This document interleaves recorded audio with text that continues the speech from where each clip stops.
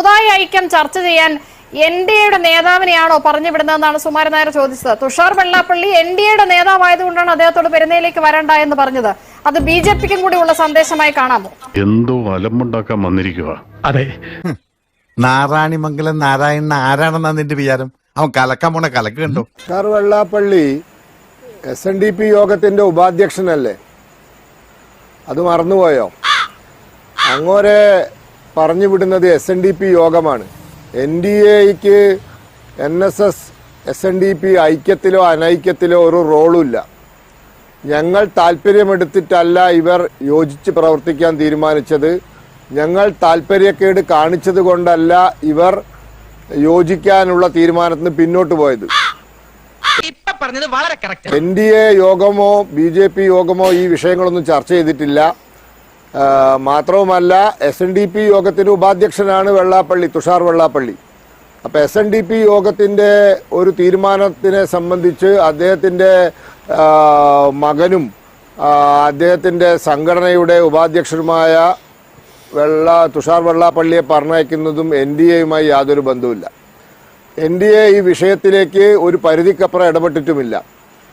ഇതൊക്കെ രണ്ട് സ്വതന്ത്ര സംഘടനകൾ തമ്മിലുള്ള പ്രശ്നമാണ്. ഇവർ രണ്ടുപേരും ഞങ്ങളെ നിയന്ത്രണത്തിലല്ല, ഞങ്ങൾ ഇവരുടെയും നിയന്ത്രണത്തിലല്ല.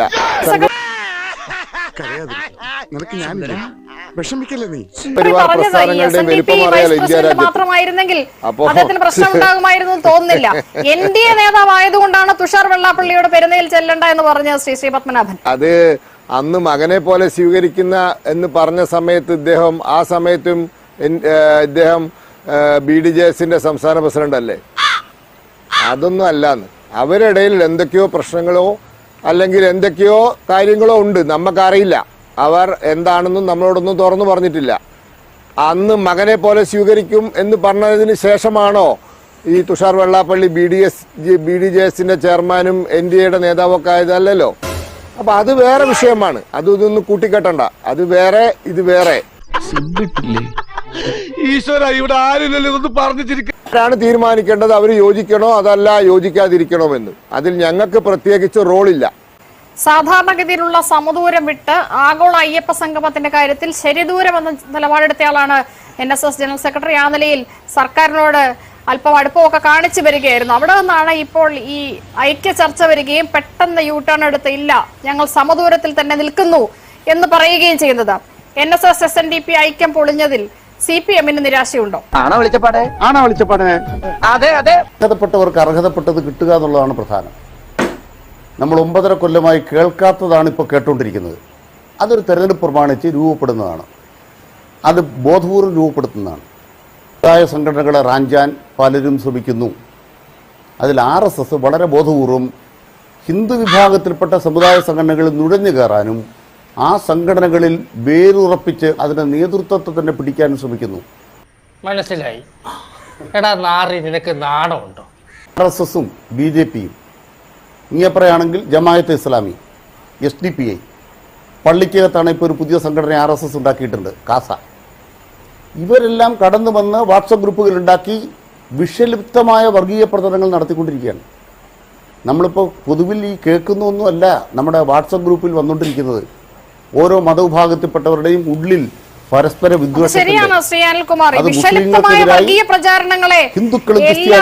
നേരിടേണ്ടതുണ്ട് എന്നതിൽ സംശയമില്ല. പക്ഷെ അതിൽ താങ്കളുടെ പാർട്ടി, പ്രത്യേകിച്ച് മുഖ്യമന്ത്രി പിണറായി വിജയൻ അടക്കം എടുക്കുന്ന സമീപനം എന്താണ്? ഏറ്റവും വലിയ വർഗീയ വിഷം ചീറ്റുന്നയാളാണല്ലോ ഈ SNDP യോഗം ജനറൽ സെക്രട്ടറി. അദ്ദേഹം എന്തെല്ലാമാണ് മുസ്ലിം സമുദായത്തെ ഒറ്റപ്പെടുത്തുന്ന തരത്തിൽ പറഞ്ഞിട്ടുള്ളത്? അതിനെ ഏതെങ്കിലും ഘട്ടത്തിൽ പേരെടുത്ത് പറഞ്ഞ് അപലപിക്കാൻ CPMോ മുഖ്യമന്ത്രിയോ തയ്യാറായിട്ടുണ്ടോ?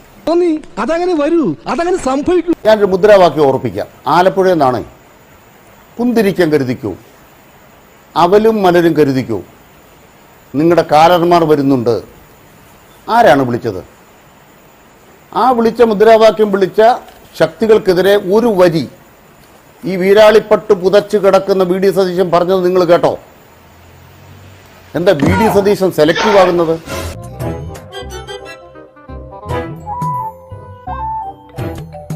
കൊല്ലമായി ഇന്ത്യ രാജ്യത്ത് നടക്കുന്ന വർഗീയ വേട്ട ഇവിടെ നടക്കണില്ല. ക്രിസ്മസ് കാലത്തെ പുൽക്കൂട് പൊളിക്കുന്നില്ല, ഉണ്ണിയേശുവിന്റെ തിരുസ്വരൂപം കത്തിക്കുന്നില്ല, അടിച്ചു തകർക്കുന്നില്ല. കന്യാസ്ത്രീകൾ ശിരോവസ്ത്രം ധരിച്ച് കേരളത്തിൽ കൂടെ നടക്കും. ഇവിടുത്തെ അഭിവന്ദരായ പുരോഹിതന്മാർക്ക് അവരുടെ സഭാവസ്ത്രത്തിൽ സഞ്ചരിക്കാം. കേരളം വിട്ടാൽ സാധിക്കത്തില്ല. ഈ സർക്കാരിൻ്റെ കാലാവധി കഴിഞ്ഞാലേ വീരാളിപ്പെട്ട് പുതയ്ക്കുന്നവർ അതിന് ഉറപ്പ് കൊടുക്കുന്നില്ല. അതിന് കാരണം എന്താണ്? ഒരു ഭാഗത്ത് മുസ്ലിം ലീഗുണ്ട്. മുസ്ലിം ലീഗിന്റെ നേതൃത്വത്തിൽ ഒരു കൂട്ടർ അധികാരത്തിൽ വന്നാൽ മറ്റേ കൂട്ടർ കാത്തിരിക്കുകയാണ് കേരളം പിടിക്കാൻ വർഗീയവാദികൾ.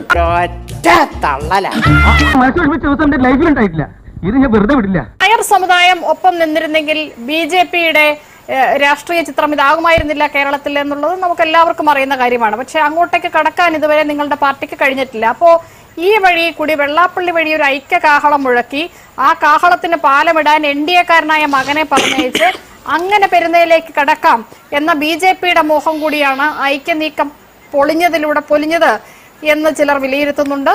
എന്താണ് മറുപടി? എന്തെങ്കിലും പറയാനുണ്ടോ? നായർ സമുദായം വോട്ട് ചെയ്യാണ്ട് തിരുവനന്തപുരത്ത് മേയർ സ്ഥാനം കിട്ടുമോ? ഈ സമുദായങ്ങൾ വോട്ട് ചെയ്തിട്ടല്ല, അങ്ങനെ സമുദായത്തിന്റെ അടിസ്ഥാനത്തിലല്ല കേരളത്തിലൊക്കെ ആളുകൾ വോട്ട് ചെയ്യുന്നത്. ഇപ്പോൾ വികസനത്തിന്റെ പേരിലാണ്. സമുദായം സ്വാധീനിക്കുന്നില്ല എന്നൊന്നും ഞാൻ പറയുന്നില്ല. ഡെവലപ്മെന്റ് ഇഷ്യൂവിന്റെ പേരിലാണ് കേരളത്തിൽ ജനങ്ങൾ വോട്ട് ചെയ്യുന്നത്. അഴിമതിയുടെ പേരിലാണ്. 10 വർഷം ഇന്ത്യ ഭരിച്ച് അഴിമതിയിൽ മുങ്ങിത്താണ കോൺഗ്രസ് കേരളത്തിൽ മാത്രമല്ല തോറ്റത്. ഇപ്പൊ കേരളത്തിൽ കോൺഗ്രസ് 2 തവണ തോറ്റു. കേരളത്തിലെ നിയമസഭാ തെരഞ്ഞെടുപ്പിൽ ഇന്ത്യയിൽ 5ഉം 6ഉം തവണ കോൺഗ്രസ് തോൽക്കുന്ന സംസ്ഥാനങ്ങളുണ്ട്. ഗുജറാത്തിൽ കോൺഗ്രസ് അവസാനമായി ജയിച്ചത് 1985-ലാണ്. മധ്യപ്രദേശിൽ കോൺഗ്രസ് ജയിച്ചിട്ട് വർഷങ്ങളായി, പതിറ്റാണ്ടുകളായി. ഉത്തർപ്രദേശിൽ കോൺഗ്രസിന് ജയിക്കണമെങ്കിൽ വല്ലവന്റെ ആ സമാജ്വാദി പാർട്ടിയുടെ ദയ വേണം. ബംഗാളിൽ 30 കൊല്ലം ഭരിച്ച ബംഗാളിൽ കോൺഗ്രസ് ഇല്ല, 0-മാണ്. ഇപ്പൊ കോൺഗ്രസ് തോൽക്കുന്നതും BJP ജയിക്കുന്നതും സമുദായം കൊണ്ടൊന്നുമല്ല. ഒരു വിവരമില്ല. 1 വികസനം, 2 അഴിമതിയില്ലാത്ത ഭരണം. ഇപ്പോ കേരളത്തിലെ ഞങ്ങളെ കൂടെ പുതിയതായി വന്നു, NDA-യിൽ വന്നു 2020. അദ്ദേഹം ചോദിച്ചല്ലോ, ഭാരതീയ ജനതാ പാർട്ടി 12 കൊല്ലമായി ഇന്ത്യ ഭരിക്കുന്നു, ഒരു അഴിമതി ആരോപണം കൊണ്ടുവരാൻ സാധിച്ചിട്ടുണ്ടോ? ഒരു ആരോപണം പോലും ഉന്നയിക്കാൻ സാധിച്ചിട്ടില്ല. 2 ഡെവലപ്മെന്റ്, കേരളത്തിൽ നടക്കുന്ന റെയിൽ വികസനം, കേരളത്തിൽ നടക്കുന്ന റോഡ് വികസനം, കേരളത്തിൽ നടക്കുന്ന മറ്റു ക്ഷേമ പദ്ധതികൾ, അത് കിസാൻ സമ്മാൻ നിധി ആവട്ടെ, ആയുഷ്മാൻ ഭാരത് ആവട്ടെ, എന്തുമാവട്ടെ, ഇന്ത്യ മുഴുവൻ നടക്കുന്ന വികസനം, അഴിമതിയില്ലാത്ത സൽഭരണം, ഇതാണ് BJP-യെ ജയിപ്പിക്കുന്നത്. അതിന്റെ പിന്നിൽ നിങ്ങൾ ഈ സമുദായം തെരഞ്ഞു പോയാൽ കോൺഗ്രസുകാരുടെ ഇന്ത്യ രാജ്യം മൊത്തം കോൺഗ്രസ് എത്തിയ അവസ്ഥയുണ്ടല്ലോ. നിയമസഭയിൽ ഒറ്റ അംഗമില്ലാത്ത പാർട്ടിയാണ് താങ്കളുടേത്. കോൺഗ്രസ് തോൽക്കാൻ കാരണം ഞാനതാ പറയുന്നത്, BJP-ക്ക് മേയർ സ്ഥാനം മാത്രമൊന്നുമല്ല, കേരളത്തിൽ ഒരു ലോക്സഭാ അംഗമുണ്ട്. അത് മറന്നുപോയോ? ഈ 2012-ലെ ഐക്യം പൊളിഞ്ഞതിന് ശേഷം ആണ് ഞങ്ങൾക്ക് ഇവിടെ MLA-യും MP-യും മേയറൊക്കെ ഉണ്ടായത്, മുനിസിപ്പൽ ചെയർമാൻമാരൊക്കെ ഉണ്ടായത്. നിങ്ങളിപ്പോൾ ഈ കോൺഗ്രസ് എന്തുകൊണ്ട് തോൽക്കുന്നു, അല്ലെങ്കിൽ കോൺഗ്രസിനെ തോൽപ്പിക്കാൻ സമുദായ സംഘടനകൾ ഒന്നിക്കുന്നു, ഇതൊക്കെയാണല്ലോ വിഷയം. കോൺഗ്രസ് ഇതൊന്നുമല്ല തോൽക്കുന്നത്. കോൺഗ്രസ് ഇന്ത്യ രാജ്യത്തെ അഴിമതിയിൽ മുങ്ങിത്താണു. 12 ലക്ഷം കോടി രൂപയുടെ അഴിമതിയാണ് 10 കൊല്ലം കൊണ്ട് നടത്തിയത്. രാജ്യത്ത് ബംഗാളിലും ഇന്ന് CPM-ന് 0-മാണ്, കോൺഗ്രസിനെ പോലെ തന്നെ 0-മാണ്. ത്രിപുരയിൽ 2ാം വട്ടവും BJP വന്നു. ഒരു വട്ടം വന്നപ്പോൾ ഇതൊരു ഫ്ലൂക്കാണ്, ഇതെന്തോ ഒരു പൂച്ചഭാഗ്യമാണെന്ന് പറഞ്ഞു. 2ാം വട്ടവും വന്നു. ബംഗാളിൽ പ്രധാന പ്രതിപക്ഷമായി ഞങ്ങൾ തുടരുന്നു. അത് CPM ചിന്തിക്കണം. അവിടത്തെ വികസനമില്ലായ്മ, ത്രിപുരയിലെ മുഖ്യമന്ത്രി വിപ്ലവ് കുമാർ ദേവുമായി ഞാൻ 1.5 മണിക്കൂർ സംസാരിച്ച, അവിടുത്തെ റോഡുകൾക്ക് കറുത്ത നിറം വന്നത് ഞാൻ മുഖ്യമന്ത്രിയായതിനു ശേഷമെന്ന് അദ്ദേഹം പറഞ്ഞത്. ടൈലർമാരെ കൊണ്ട് നാട് നിറഞ്ഞു. ഞാൻ പറഞ്ഞത് സത്യമല്ലടോ. ഇതാ ഞങ്ങളുടെ പ്ലാൻ. ഇത്രേ ഉള്ളൂ ഞങ്ങളുടെ ബുദ്ധി. ചീറ്റി പണ്ടാറൊടുക്കി പോയി. തൽക്കാലം ഇത്രയും മതി. വരട്ടെ.